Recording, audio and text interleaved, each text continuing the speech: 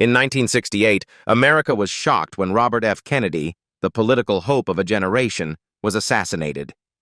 He passed away at the age of 42, leaving behind a huge legacy and 11 very young children. From that moment on, the eyes of the whole country were on them. Everyone wondered, what would happen to the children of the Kennedy family? Would anyone have the strength to follow in their father's political footsteps? Would anyone choose a peaceful life? Or would someone fall into tragedy like many other dark chapters of this family? More than half a century has passed. Each of them has written their own chapter full of ups and downs. So, whatever happened to Robert F. Kennedy's 11 children? Number 1. Kathleen Kennedy Townsend. They say the oldest child often sets the tone for the rest.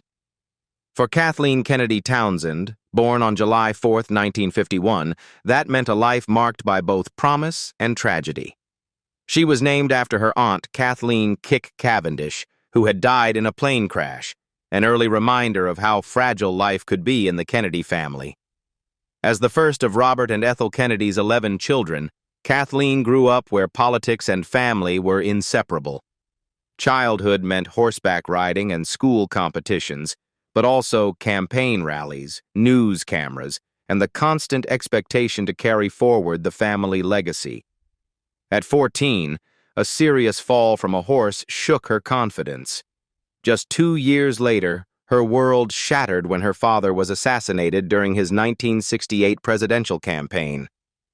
Overnight, Kathleen went from teenager to the eldest sibling in a grieving household.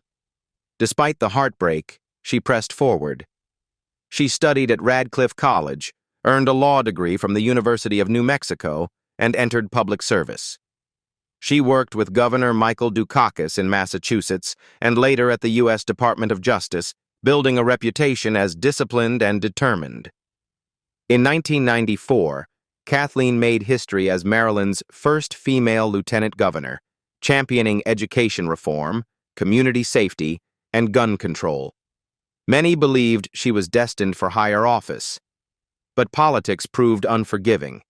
In 2002, she ran for governor and narrowly lost, 51% to 48%. The defeat ended her electoral career and showed how the Kennedy name could be as much burden as blessing. Afterward, she turned to academia and policy. Teaching at Georgetown, Harvard, and St. Mary's College, she later founded the Center for Retirement Initiatives, shaping policies to improve financial security for working Americans. It was quieter work than campaigning, but deeply impactful. Her personal life carried its own heartbreak. In 1973, she married David Lee Townsend and raised 4 daughters. But in 2020, tragedy struck when her daughter Maeve and 8-year-old grandson Gideon drowned in Chesapeake Bay. Maeve, a respected public health advocate, became yet another life lost too soon in the Kennedy story. Even after such devastating losses, Kathleen returned to service. Since 2021, she has worked at the U.S. Department of Labor on retirement and pension policy, not in the headlines, but quietly ensuring dignity for ordinary Americans in later life. Kathleen Kennedy Townsend's life has been defined by resilience. She endured her father's assassination, the deaths of siblings, and the tragic loss of her daughter and grandson. She never reached the Senate or presidency, but she built a lasting career in teaching, service, and policy, carrying the Kennedy spirit forward in her own steady way. Number 2. Joseph P. Kennedy II. Born on September 24, 1952, Joseph P. Kennedy II was named after his uncle Joseph Jr., the eldest Kennedy son who died in World War II. From the start, his life carried both the honor and the weight of that legacy. He was just 15 when his father, Robert F. Kennedy, was assassinated in 1968. Like his sister Kathleen, he had to grow up quickly, stepping into responsibility while still a teenager. Known for his bold and outspoken nature, Joe showed early signs of the energy and drive that would define his career. In the late 1970s, Joe co-founded Citizens Energy Corporation, a nonprofit that provided discounted heating oil to low-income families. What began as a response to energy crises became his lifelong mission, expanding into programs for natural gas, electricity, and even renewables. For decades, Citizens Energy remained at the center of his identity. A Kennedy using privilege not for personal power, but for practical help. In 1986, he was elected to the U.S. House of Representatives from Massachusetts, holding the same seat once represented by his uncle, John F. Kennedy. For 12 years, he focused on energy policy, health care, and consumer rights, often clashing with corporate interests. Admirers saw him as a passionate advocate for working families, though critics questioned whether his influence came more from his name than his record. In 1999, at just 46, Joe stepped away from Congress. Unlike many Kennedys, he never chased the Senate or presidency. Instead, he doubled down on Citizens Energy, preferring community service over national politics. His personal life drew its share of attention. He married Sheila Rausch in 1979 and had twin sons, Matthew and Joseph III, before a public divorce in 1991 and a controversial annulment battle. In 1993, he married Beth Kelly, and together they have one daughter. Today, Joseph P. Kennedy II keeps a lower profile than many of his siblings, continuing to lead Citizens Energy, which has helped hundreds of thousands of families through harsh winters. Financially secure, with an estimated fortune from inheritance and his ventures, Joe's true legacy lies not in elected office, but in practical service. He never rose to the Senate or presidency, but by choosing community over ambition, he carved out a quieter, more grounded role within the Kennedy story. Number 3. Robert F. Kennedy, Jr. Born in 1954, Robert Jr. carried the heaviest burden of grief. At 9, he lost his uncle, President John F. Kennedy. At 14, he lost his father. By his 20s, that pain turned into heroin addiction. Arrested in 1983, he nearly lost everything. But he rebuilt, becoming a lawyer and one of America's fiercest environmental advocates, co-founding the Waterkeeper Alliance and inspiring a new generation of activists. Yet his path grew controversial. He became a leading voice against vaccines, rejected by much of the scientific community and even by his own family. In 2023, he ran for president, first as a Democrat, then as an independent, and ultimately endorsed Donald Trump, stunning relatives. His personal life brought equal struggle: 6 children, divorce, and the 2012 suicide of his wife Mary. Later, he married actress Cheryl Hines, even as a rare vocal disorder challenged his ability to speak. Today, Robert Jr. is seen as both hero and agitator, a man who turned tragedy into purpose, but also division. His story is the Kennedy legacy in raw form: brilliant, bruised, and deeply conflicted. Number 4. David Kennedy.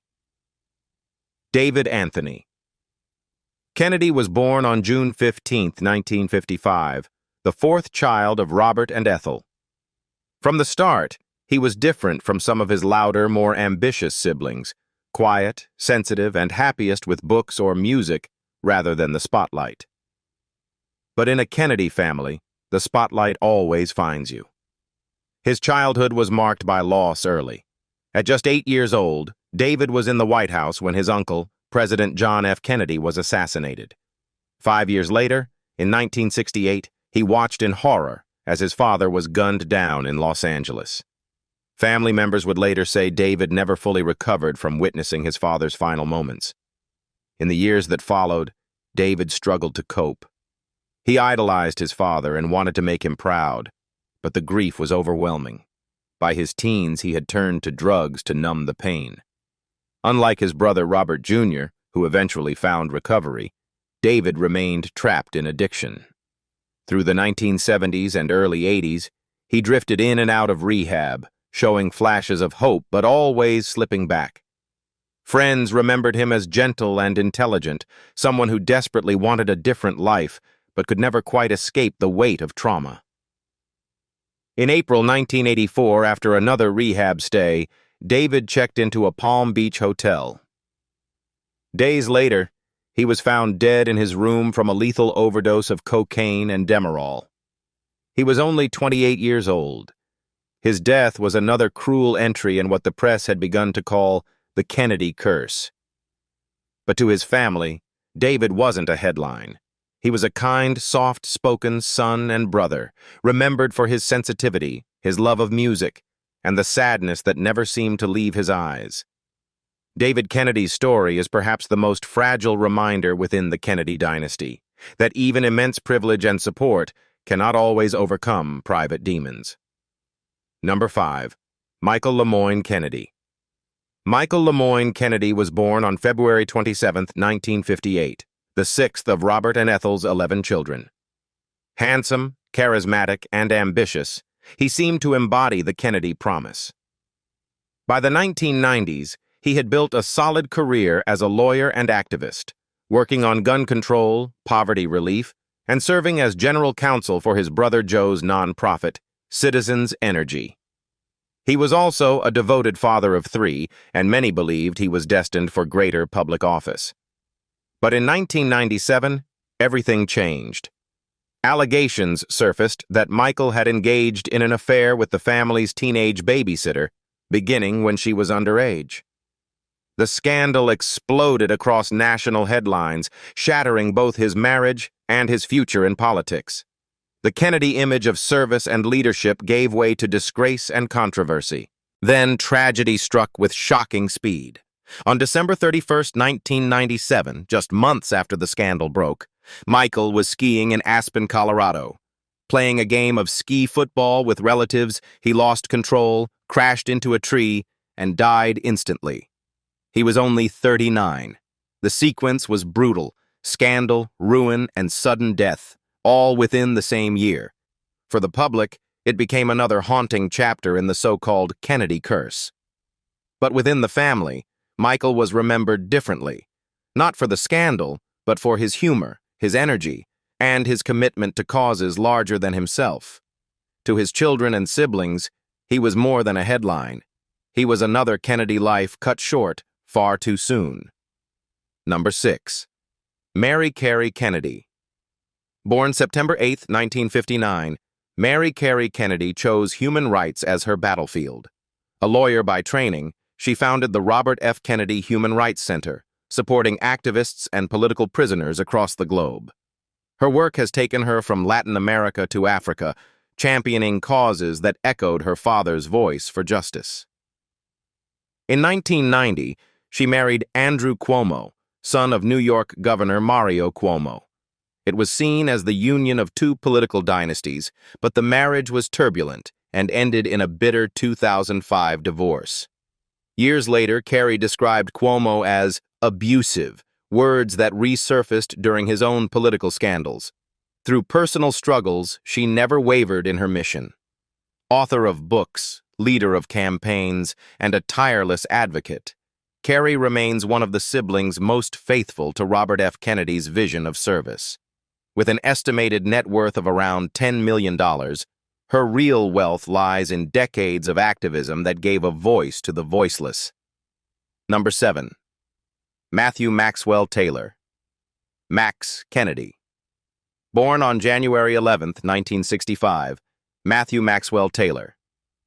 Max Kennedy was only 3 when his father was assassinated. Unlike siblings who sought the spotlight, he built a quieter but steady path. Educated at Harvard and the University of Virginia School of Law, Max worked at the Environmental Protection Agency and became known for his dedication to public service.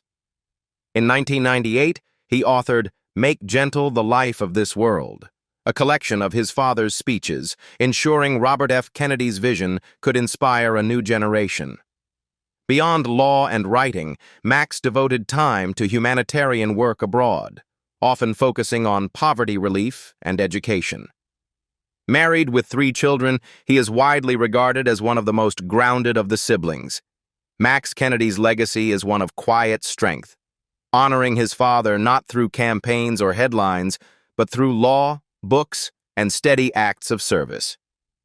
Number 8. Christopher George Kennedy. Christopher Chris Kennedy, born on July 4, 1963, was the eighth child of Robert and Ethel Kennedy, a birth steeped in symbolism, America's Independence Day, to one of its most prominent families. Chris's childhood was a mix of privilege and heartbreak. At just 5 years old, he lost his father in the 1968 assassination, leaving Ethel to raise 11 children alone. That early tragedy taught Chris a hard lesson. Nothing in life is guaranteed, and if you want to build something, you must build it yourself. Though he avoided the political path of many siblings, Chris carried the same sense of service. After establishing a solid career in business in Chicago, he eventually tested the waters of public life, running for governor of Illinois in 2018. His defeat in that race was a stark reminder that the Kennedy name no longer guaranteed victory. Still, Chris found meaning in a quieter legacy. Through work, family, and his quiet, steady efforts to make his community better. Number 9. Douglas Harriman Kennedy. Douglas Kennedy, born March 24, 1967, came into a world already marked by glory and grief. By the time he turned 1, his father, Robert F. Kennedy, had been assassinated. Growing up under the heavy weight of a legendary name, Douglas chose a different path, telling the stories of others as a journalist. For decades, he covered everything from the Iraq War to human tragedies at home, blending empathy with sharp reporting. But being a Kennedy meant that even private moments could explode into public scrutiny. In 2012, a small misunderstanding at a hospital, when Douglas tried to take his newborn son outside for fresh air, spiraled into a national spectacle. Though acquitted of all charges, the episode showed how impossible it was for a Kennedy to live entirely out of the spotlight. Today, Douglas lives quietly with his wife and 5 children. In a family often defined by scandal and loss, he's chosen stability and integrity, honoring his father's values not through politics, but through work, humility, and love for his family. Number 10. Rory Elizabeth Catherine Kennedy. Rory Kennedy was born in December 1968, 6 months after her father's assassination. At her birth, America called her the child of both grief and hope. She never met her father, but grew up in a household where loss was a constant presence. Unlike many of her siblings, Rory found her voice not in politics, but in documentary filmmaking. Her films on war, poverty, injustice, and human rights, such as Ghosts of Abu Ghraib and Last Days in Vietnam, won critical acclaim and global respect. Through her lens, her father's compassion lives on, a voice for justice, dignity, and empathy. But even adulthood brought new heartbreak. In 1999, just a day before her wedding, her cousin John F. Kennedy Jr. died in a plane crash, turning a celebration into a moment of mourning and resilience. Today, Rory continues to make films, raise her 3 children, and live with quiet strength. Her life is not about chasing power, but about turning tragedy into purpose, using her talents to tell stories that move hearts and awaken consciences. Number 11. Courtney Kennedy Hill. Born September 9, 1956, Courtney Kennedy Hill has lived much of her life away from the spotlight. She married Paul Hill, one of the Guildford Four, wrongfully imprisoned for IRA bombings in Britain and exonerated after 15 years. Their marriage, marked by resilience, eventually ended in divorce. Unlike many of her siblings, Courtney embraced privacy, focusing on family and quiet advocacy. Her story may not fill headlines, but it reflects another kind of Kennedy strength, choosing peace, endurance, and life on her own terms.